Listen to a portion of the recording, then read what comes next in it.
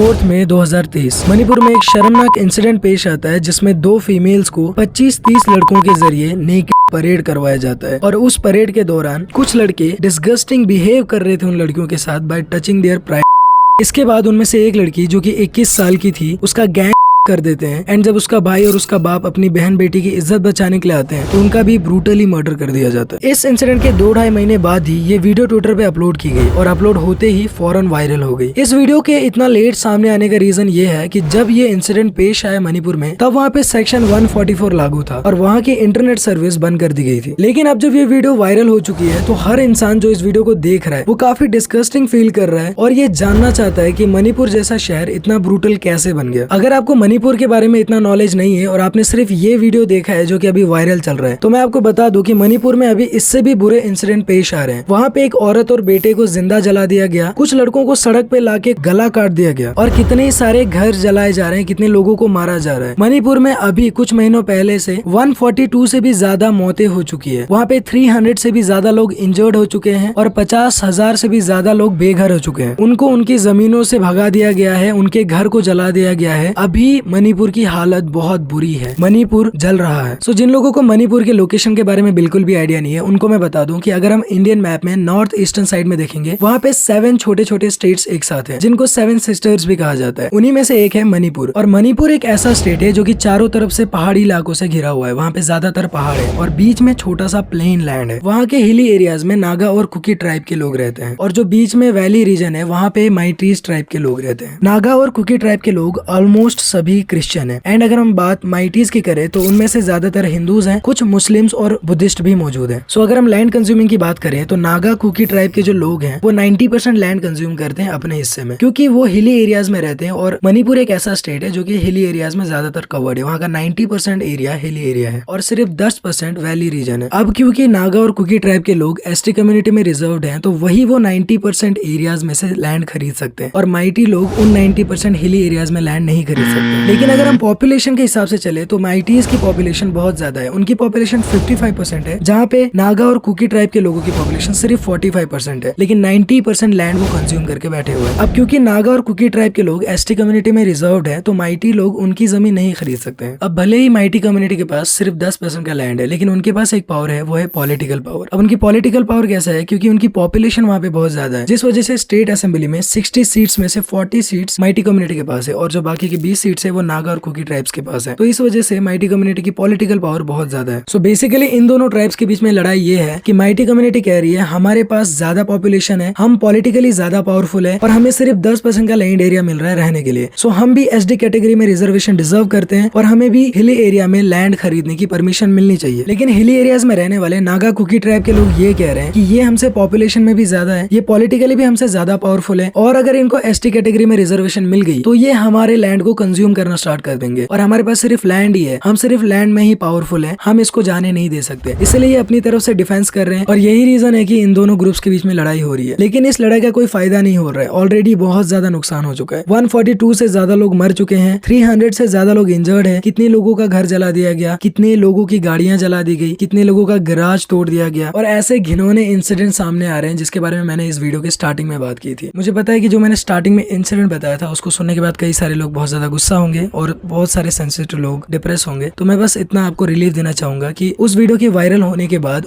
उनमें से एक लड़का जिसने उस लड़की को पकड़ा था, जो उसको फोर्सफुली ले जा रहा था, परेड करवा रहा था, उसको अरेस्ट कर लिया गया है और बाकी लोगों की भी तलाश जारी है। सो या हम थोड़ा सा होप रख सकते हैं अपने पुलिस वालों से, गवर्नमेंट से कि वो उन लड़कियों को जस्टिस दिलाएंगे जिन इनोसेंट लड़कियों के साथ ये हादसा पेश आया है। एंड या बेसिकली मेरा ये कंटेंट नहीं है, मैं ट्रू क्राइम डॉक्यूमेंट्री वीडियोस बनाता हूँ। सो मैंने बस ये वीडियो इस पर्पज से बनाया ताकि उन लोगों तक ये इन्फॉर्मेशन पहुंच जाए जिन लोगों को पता नहीं है मणिपुर के बारे में या फिर इस हादसे की पूरी। एंड अगर आपको ट्रू क्राइम डॉक्यूमेंट्री वीडियोस में थोड़ा इंटरेस्ट है तो आप मेरा चैनल एक बार चेकआउट कर सकते हैं। Thank you so much, take care.